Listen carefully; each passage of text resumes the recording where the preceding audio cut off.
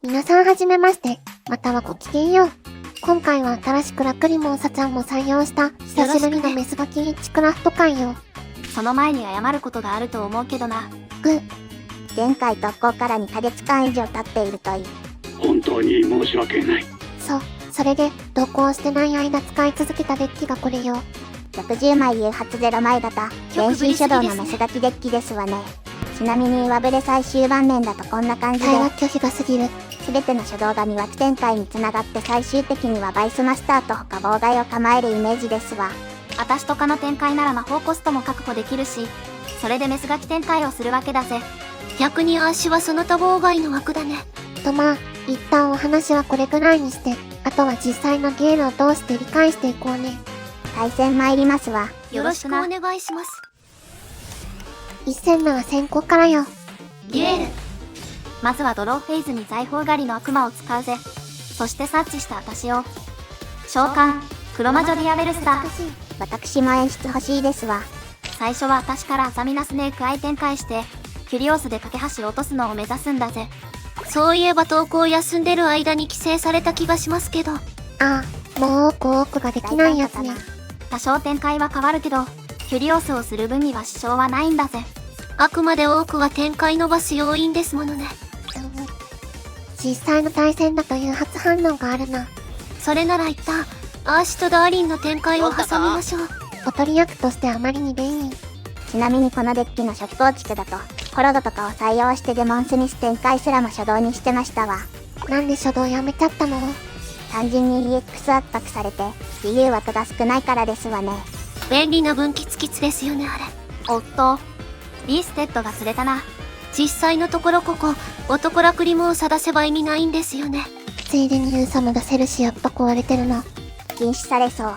ちなみにダーリンを SS せずに回収すれば、魅惑展開のコストになったりするよ。手札コスト足りない時もあるし助かりますわ。万能すぎない？さてウサも立ったし、安心してスネーク相展開の続きをするんだぜ。多くがないからトプルスをモンスターゾーンに残しつつ、その後ミニトプルスでカトプルスフランベルジュを素体にキュリオスが成立するんだぜ。これで救いの架け橋を落とせるから。魅惑フィールド魔法を察知できて私の展開もできますわね。ショートで重宝してる展開ギミック。魅惑展開は魔法使い毒リクルート、採用次第で2回できるから、1回目でシルビー、2回目にポトリオを出せば、魔法コスト、ブッキクラフト魔法、バイスマスターの融合素材確保ができますわ。そこまでに必要な手札コストも私からなら補えるし問題ないな。無駄がなく綺麗な展開ルットね。それもこれもすべて、魅惑のおかげですわ。立ち絵がないアリュールクイーンのチャンネル貢献度高すぎません？おばの立ち絵家はちょっと。レディに失礼なやつだな。ちなみに今出したシミッタは、今回は余裕あるからそのまま私へ繋げちゃうけど、いつもだったらそのままリンク素材にしますわ。それはどうして？バイストリートを落とすための要因だからですわ。これ1枚で耐性費用とコストを担えるから、他ウィッチクラフト魔法より優先すべき存在ですの。あれ、話してるうちにだいぶ盤面できてきた。あとは主役だけですわね。こっちに眠る魔法使いの魂でマジカライズフィュージョン。私の代わりにあなたがマスターですわ。ウィッチクラフトバイスマスター。最後にさっき触れたバイストリートとしてターンエンドですわね。ここまで早送りだから短く感じるけど、実際の残り時間は30秒弱なんだぜ。相手ターンやまくりでタイムアウトするのはよくある光景ですわ。考えるな感じろ。致命的すぎません？最終盤面は最初に見せた上振れ盤面とまた少し違って、マスカレナがいるパターンだな。とりあえず相手のガライゾスはバイスマスターで破壊ですわ。実質無効なやつね。相手は楽印デッキのようですね。シルビアの万能無効は楽印融合で当てたいな。妨害が相手手数を上回ってるから大丈夫なはず。なお残り時間くれ。そろそろウサが限界だから、殴られるくらいならアルバス巻き込んでクルヌギアス出しますわ。何気にクルヌギアスの地に耐性プラスマスカレーの耐性って強いよね。完全耐性と比べると多少穴はあるけどな。あ、やっぱり楽印融合隠し持ってたな。さすがに止めるぜ。これで相手何もできなくなったかな。そのままサレンダーのようですね。対戦ありがとうございました。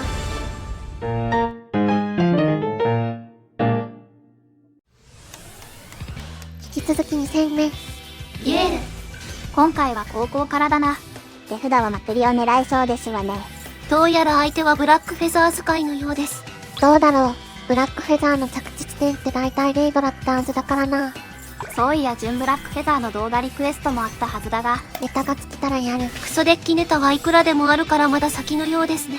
てか不穏な盤面になってないか。純は純でも絶緊張集の方か。どうするですの。モンスター効果発動するたびに合計2100ダメージいけますわよ。落ち着けれる。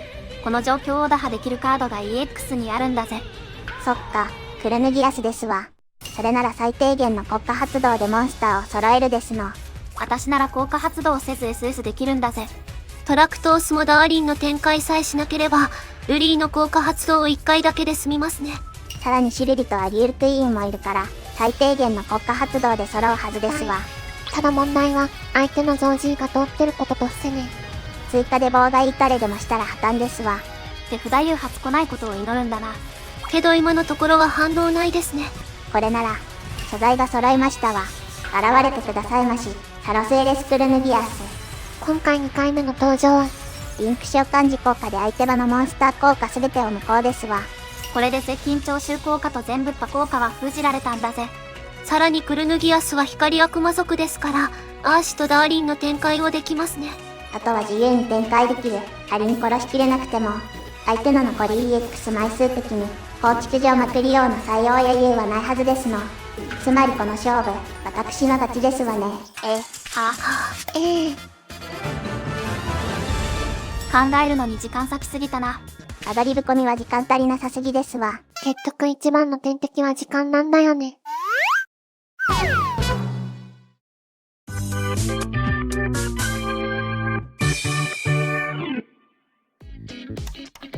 ここからは軽い解説とデッキ評価をしていくわ。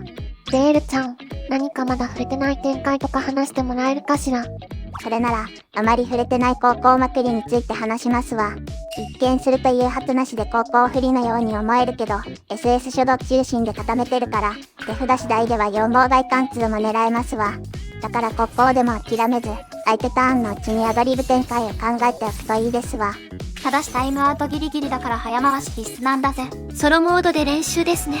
じゃあデッキ評価はどうかしら。デッキ評価は、こんな感じですわ。制圧力と貫通力は申し分ないけど、展開の難しさや時間の余裕なさが初心者には難しそうですの。つまりリッチクラフトをランクまでも使いたい上級者向けかな。その通りですわ。というわけで、今回の動画は以上よ。ここまでのご視聴ありがとうございました。動画概要欄にデッキレシピと解説記事リンクを載せてるから、よければそちらも見てみるんだぜ。もし動画化してほしいカードやテーマがあれば、気軽にコメントしてね。それではまた別の動画でお会いしましょうね。バイバイですわ。ここまでのご視聴ありがとうございました。この動画が面白い、ためになったと思ったら、動画の高評価とチャンネル登録をよろしくお願いします。他にも土日に参加型といったライブ配信をしたり、このチャンネルをより楽しむためのメンバーシップコンテンツなどもあるよ。興味があれば、ぜひ体験してみてね。それでは、また次の動画で会いましょうね。バイバイ。